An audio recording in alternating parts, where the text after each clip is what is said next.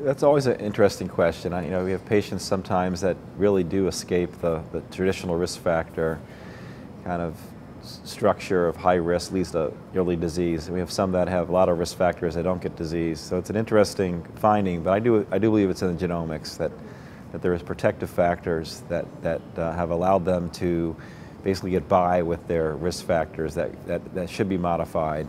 And they're lucky, but most people are not, and they develop heart disease, unfortunately, which is what we know is the leading cause of death in this country. Yes, I think each individual is different.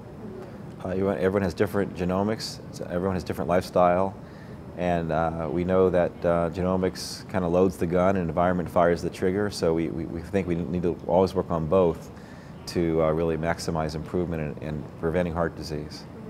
I think full genome sequencing is evolving, and it's going to get much better as time goes on. But I think in the near term, it's going to be these special genome panels that we can look at, and one of them is genomic risk score. There's other risk scores as well. I think that's more useful right now because full genome sequencing gives you so much information. Sometimes you don't really understand how to utilize it best.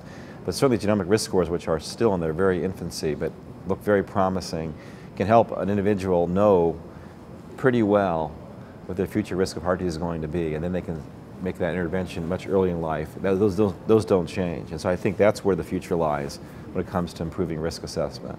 So right now the coronary calcium scan is our best test for screening early for heart disease, and I think that for somebody in that 40 to 60 year range, it makes the most sense right now. But I hope maybe in the future it would be genomic risk scoring, start early in life, and then monitor with coronary calcium scoring later in life. And if you have calcium scoring developing that it's positive, then you even intensify therapy even more. I think based on that model, I think we can completely prevent heart disease, completely prevent, if we just follow that model.